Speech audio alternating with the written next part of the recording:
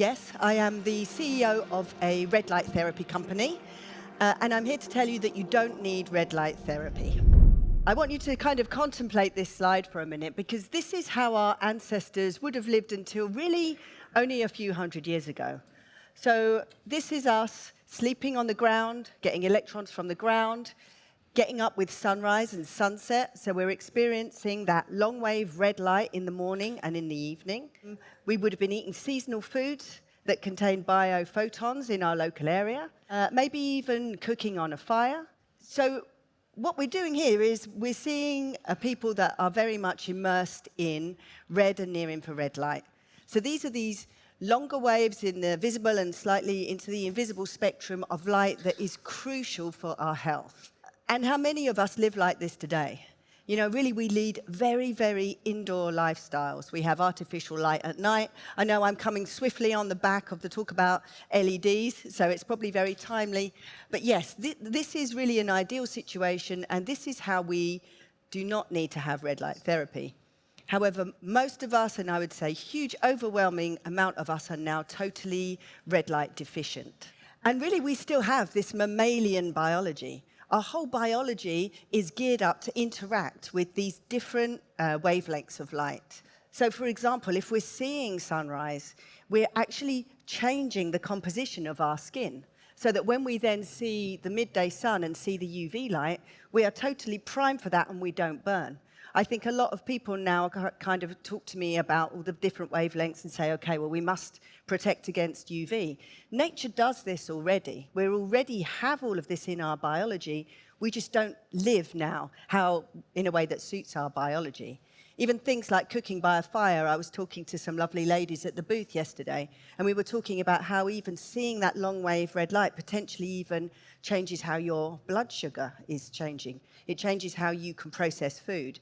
It changes how your hormones are being produced. So it was really cool when I submitted my talk presentation and Tamu actually changed it and said, okay, we're changing it to Bridging Science and Technology.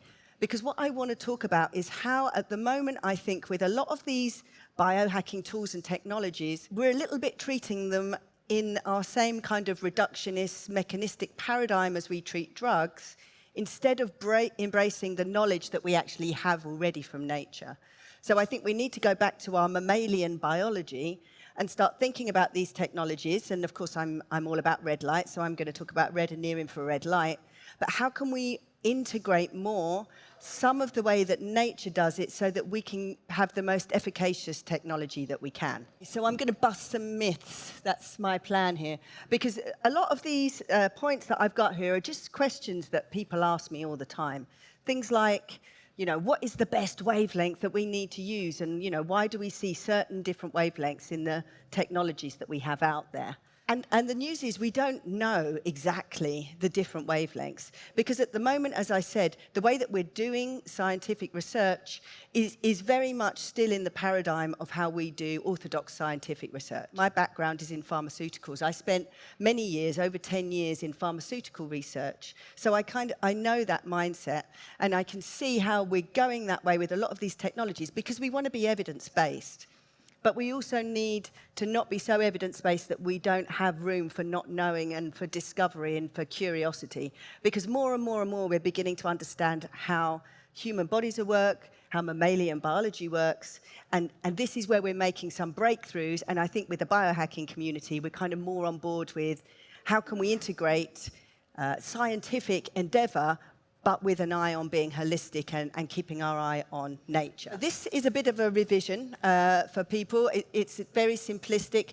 This is one of our main theories of how red light therapy is working.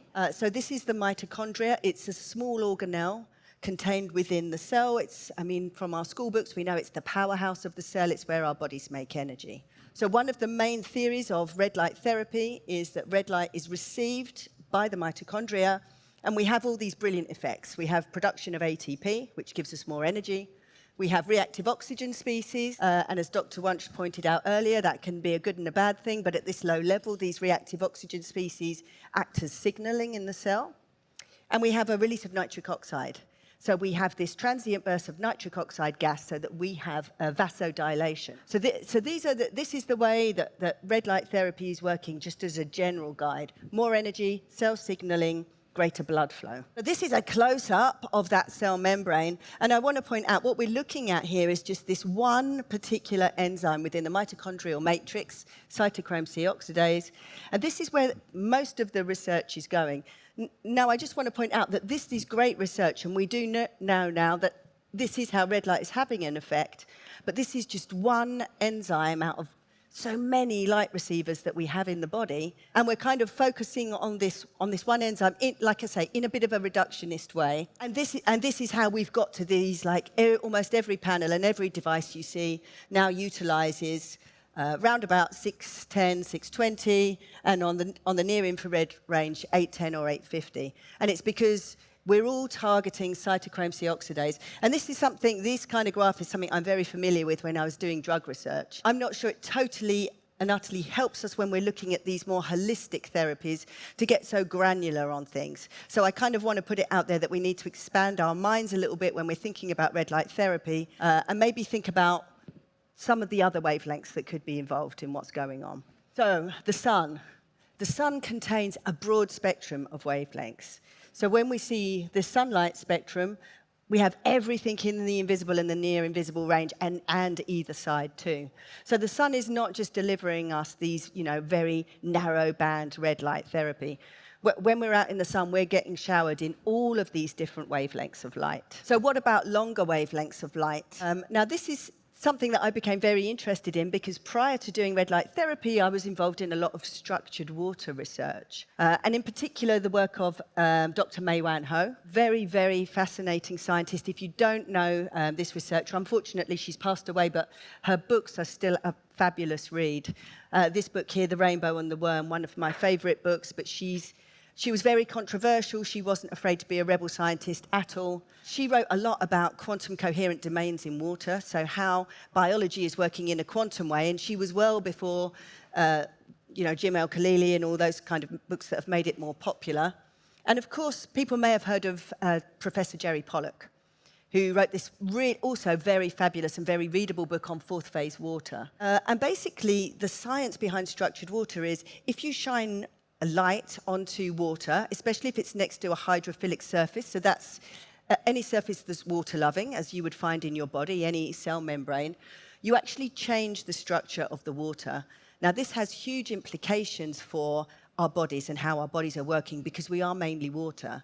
And like I say, I have a neuroscience background. I started reading all of this. I started getting involved in structured water science, and I immediately thought, well, hang on a minute, our brains are mainly water.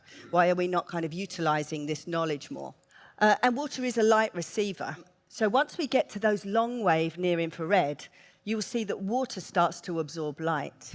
And I think for a lot of people who are kind of in this business and, like I say, maybe focusing just on that, we're going to focus on cytochrome C oxidase, they're kind of, I was going to say chucking the baby out with the bathwater, but, they're kind of looking at one thing, being very focused on one thing because they don't want water to absorb the light because they want the cytochrome C oxidase to absorb the light. So people are not looking so much at these long wavelengths. But actually, this structured water has very interesting biological effects. So things like increased calcium levels in the cell, conformational changes in proteins. Now, this is very interesting when we're thinking about neurodegeneration, because a lot of neurodegeneration, as we know, is due to proteins misfolding and folding in the wrong way. So if we think of proteins as being surrounded by water, or every protein in the body is hydrated, if we have the ability to change the structure of this water and make it more efficient, then we're going to have an impact on things like how proteins fold. So again, hugely important, especially for me when I was looking to develop a brain wellness device. It also changes water viscosity. And this is the whole thing about easy water or structured water, is it has a slippery feel to it, so it's almost like greasing the engine. So if you have, like for example, the ATPase that's contained in the mitochondria, it really is a physical little rotor. If you have structured water surrounding the ATPase, it's going to work more efficiently. So potentially having water as a light receiver and focusing some of the light wavelengths on that seems to me to be a pretty good idea.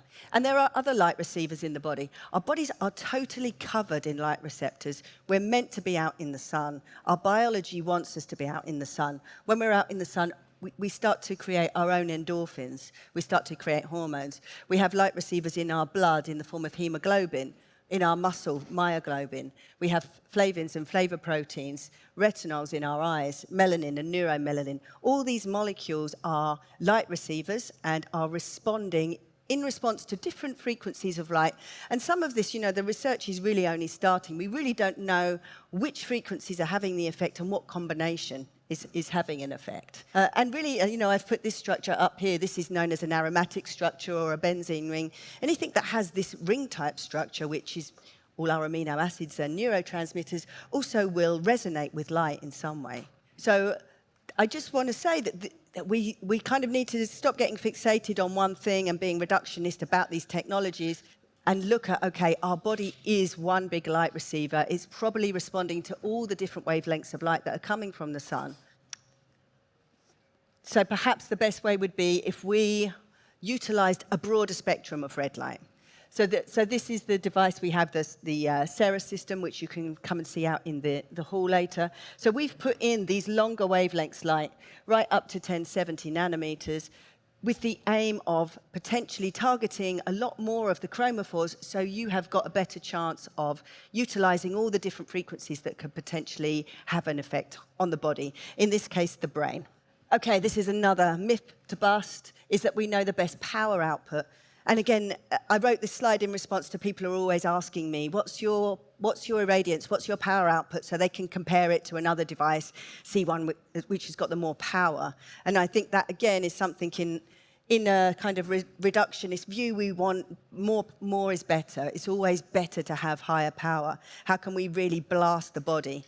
That's kind of a bit of a biohacking mindset, is, okay, we want to power through this. But actually, the data doesn't back up that you have to have really high power to have an effect with these devices. And in fact, I've pulled out some of the studies either way. And this is looking at a wide range of things. And it's true, maybe some applications need short power, some need high power. But if you look at what's actually published in the data, we have anything from 1 to 3 joules per centimetre squared having a really good, statistically significant effect, right up to 50 or 60, and I've seen 100 joules per centimetre squared. And I think that the reason is the way that the body is working is in this kind of scalar quantum effect. So what works well at one scale doesn't necessarily work as well as another scale, and we have to realize we are nested structures. So we have things going on at the subatomic level, right up to the cellular level, right up to the community level, and we can make small changes at all of these different levels with all these different frequencies and power output. So, right down at the subatomic level there, you only might need a few photons to have an effect. And this is how nature works. Nature works at all different scales. We're all different scales. We kind of live in this body at this macro scale, so we tend to think that way. But if we start to think a bit more in tune with nature, we start to embrace that there's things going on at all different scales. So maybe, we only need a few photons to have an effect down the bottom, and we need maybe a bigger output to have these larger macro effects. So the solution is to oscillate, use low to mid-power devices, and let the body decide how it's going to heal.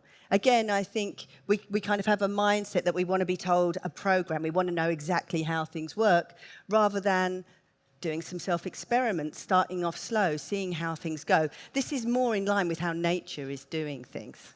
Okay, also, we want to know exactly where the red lights go. We want to be very prescriptive. So, people think, okay, I have a problem with my knee, I put the red light on my knee. I have a problem with my toe, it must go on my toe. But actually, the body doesn't work like that. We are systems within systems. So our bodies are totally connected. So we should have this very holistic way of looking at things. And in fact, with the brain health, we often do that. We're not just targeting the brain, we target the gut, or we target the through the nasal cavity or through the bones. Because you can't, in the body, just isolate one body part. Everything is connected. If you do something to your shoulder, sooner or later, all the blood or the mitochondria is going to end up in another part of the body. So embracing this systemic way of using red light therapy, we're targeting brain wellness, but we're also using the gut to raise general wellness and to mimic this sunlight effect on multiple systems at once. This is the way that I think we need to try and integrate what we know from like having a very mechanistic one symptom approach to having a much more general systemic approach where we're raising the health of the body generally and we're using multiple health systems, maybe starting from, you know, the weakest link, which for most people is usually the gut, because the gut, from an evolutionary point of view, is kind of our first brain. We call it the second brain, I call it the first brain. Embracing this systemic view of the body, I think will help us have more efficacious therapy techniques. Okay, so this is kind of my sum up, that we're being too reductionist in how we produce things like devices and maybe how we utilize these devices.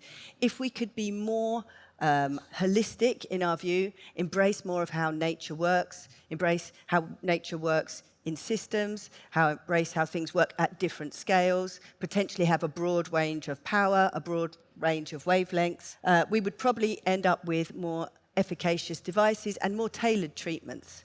Because the other thing is it's not one size fits all. We do all have different bodies, we have different skin types, we have different hydration. So it's about as much as possible embracing nature's lessons. And I did have another slide which looks like it got dropped off here, which was a little bit about, I just had one word to say about the pulsing schedules. Because a lot of devices also have pulsing schedules within their makeup. And the device will oscillate at maybe a gamma frequency or maybe slightly higher. Again, it's kind of akin to what Dr. Wunsch was saying about flicker. You know, our bodies don't like this repetitive pulsing. In nature, we don't have that. If you think about heart rate variability, the more variation that you have in the beating of the heart or the pulsing of the heart, the more flexibility you have in the system. It's the same for anything you see in nature, you know, flowers blooming or circadian cycles. There's variation in there to allow flexibility. If you're designing something and you're going to have pulsing, have it be variable pulsing so that the body can understand it and know it. Because I think a lot of the problem that people have with things like flickering lights is that it's annoying to the body because nothing in nature is a metronome. Everything allows for flexibility and variation.